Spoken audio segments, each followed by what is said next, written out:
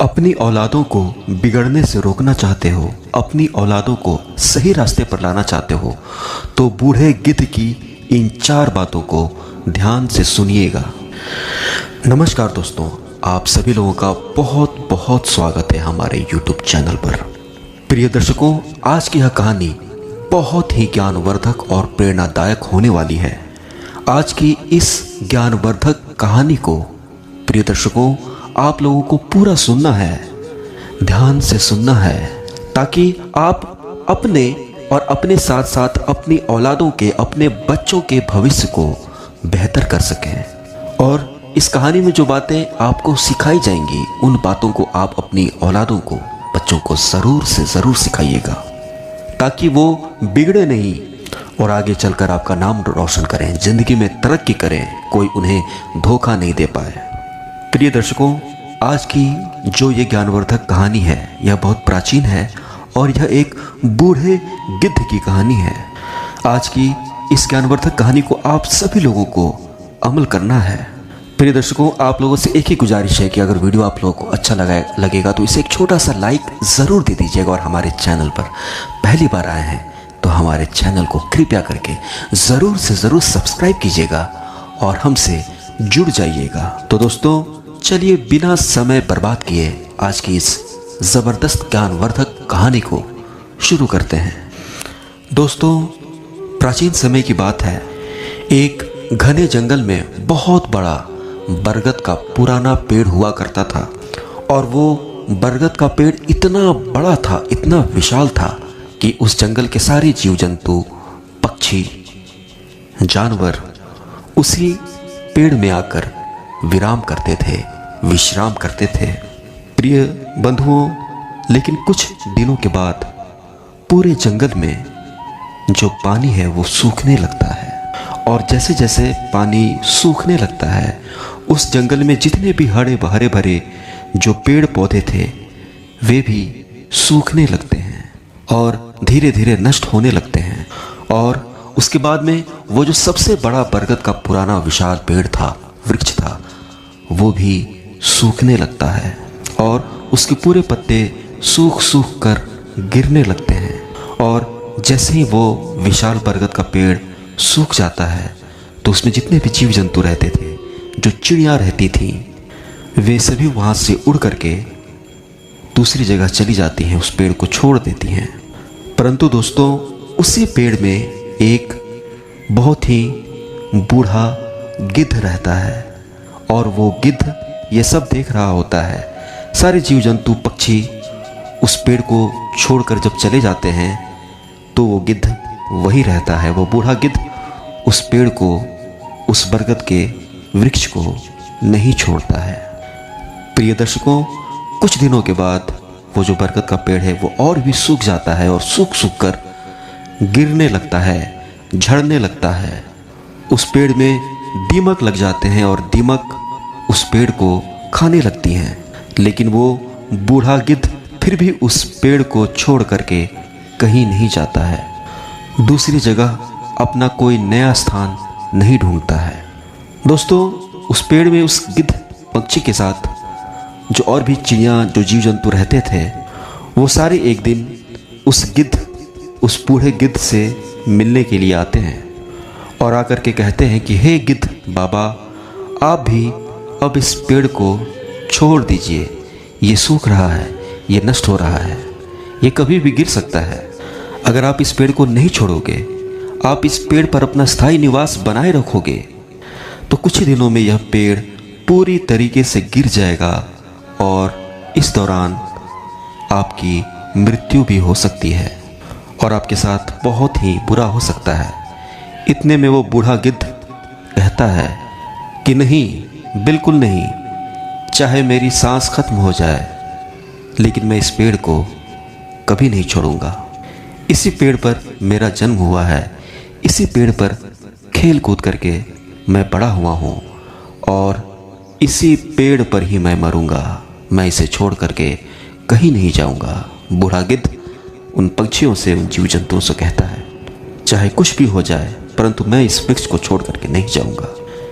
प्रिय दर्शकों, इसके बाद वो सारे पंछी, वो सारे जंतु बहुत निराश हो जाते हैं, विलाप करने लगते हैं और उस बूढ़े गिद्ध पक्षी से निवेदन करके, प्रार्थना करके वहाँ से लौट जाते हैं। और वो दूसरे दिन फिर आते हैं और फिर से उस बूढ़े गिद्ध से कहते हैं कि गिद्ध बाबा, हम आपसे फिर कह रहे हैं, आप इस वृक्ष को छोड़ दीजिए, आप यहाँ से अपना स्थायी निवास हटा लीजिए, आप भी चलिए हमारे साथ, वरना अब ये पेड़ गिरने वाला है।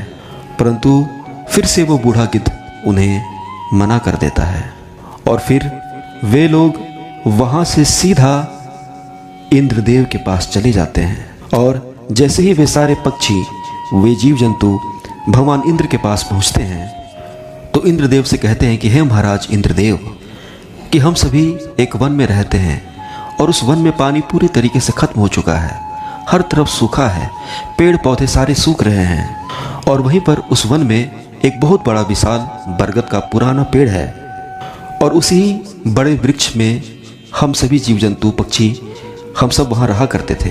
परंतु हम सब से बड़ी उम्र के एक गिद्ध पंछी भी उस पेड़ पर रहते हैं, जिन्हें हम लोग गिद्ध बाबा बोल के पुकारते हैं।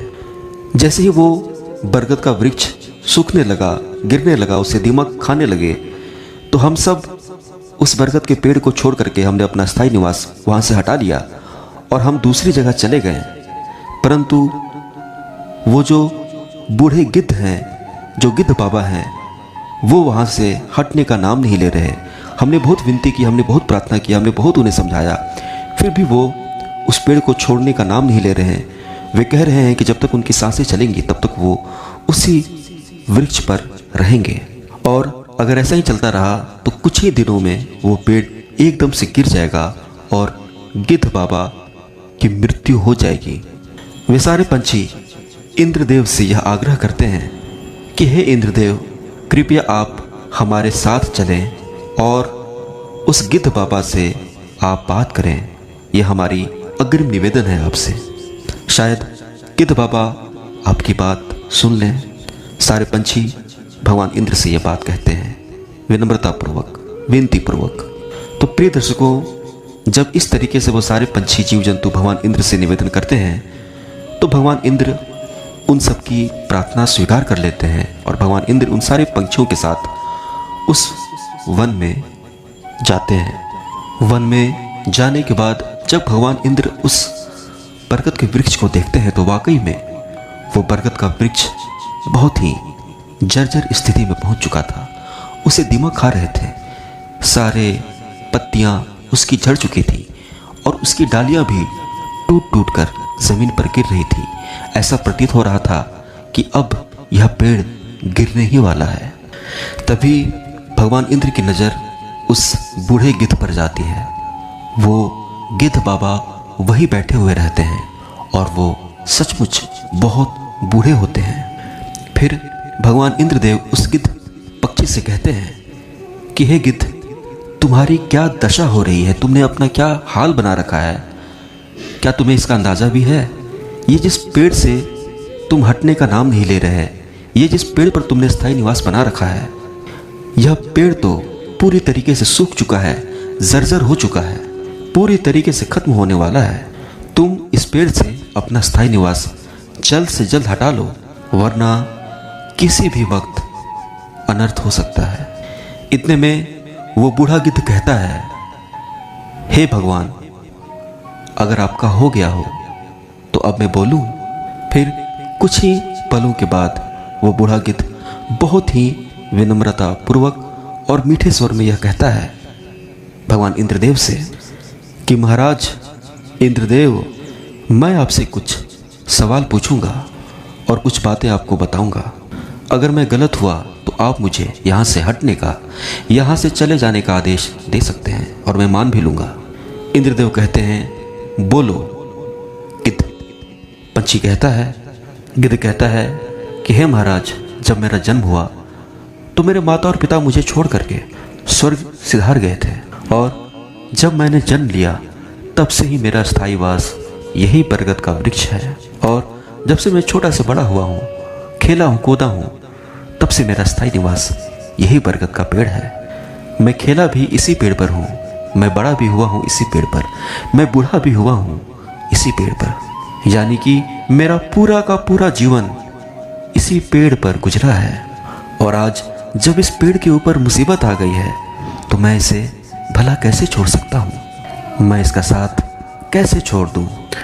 महाराज, अगर यह पेड़ मेरा जीवन बना सकता है तो मैं इस पेड़ का जीवन कैसे बर्बाद होने दे सकता हूँ, कैसे इसे छोड़ करके जा सकता हूँ। इसके बाद भगवान इंद्र गिद्ध की इन बातों को सुनकर बहुत ज़्यादा प्रसन्न हो जाते हैं।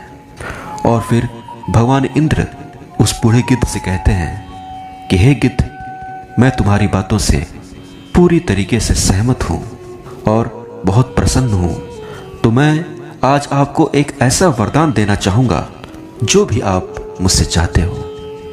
भगवान इंद्रदेव उस गिद्ध पंछी से कहते हैं कि आज तुम मुझसे कोई भी एक वरदान मांग लो, मैं तुम्हें वो वरदान दे दूंगा। इतने में वो बूढ़ा गिद्ध कहता है कि हे महाराज, अगर आपको कोई वरदान देना ही है तो आप मुझे नहीं, आप इस बरगद के वृक्ष को वरदान दे दो। दूसरे का भला तो मेरा भला। प्रिय दर्शकों, उसके बाद भगवान इंद्र अपनी दिव्य शक्तियों से उस बरगद के पेड़ को पूरे तरीके से फिर से हरा भरा कर देते हैं। और देखते ही देखते जंगल में पूरे तरीके से फिर से हरियाली आ जाती है। जो पानी सूख चुका था, पानी हर तरफ फिर से मौजूद हो जाता है। और जैसे ही पूरे जंगल में फिर से हरियाली लौट आती है तो वो सारे जीव जंतु, वो सारे पक्षी जो सूखे के वक्त उस पुराने बरगद के वृक्ष को छोड़ करके चले गए थे, वो सारे लौट करके उसी बरगद के वृक्ष में आकर के विश्राम करने लगते हैं और अपना स्थायी निवास भी बना लेते हैं। तो प्रिय दर्शकों, अगर मांगना ही है तो दूसरों के लिए मांगो, दूसरे का भला तो समझो अपना भला। प्रिय दर्शकों, उम्मीद करते हैं इस कहानी से आप लोगों को सीख मिली होगी। कहानी आपको अच्छा लगा होगा तो इसे छोटा सा लाइक ज़रूर से ज़रूर दे दीजिएगा। हमारे चैनल पर पहली बार आए हैं तो हमारे चैनल को सब्सक्राइब करके ही जाइएगा और जो घंटे का निशान है, बेल आइकन है, उसे प्रेस कर लीजिएगा।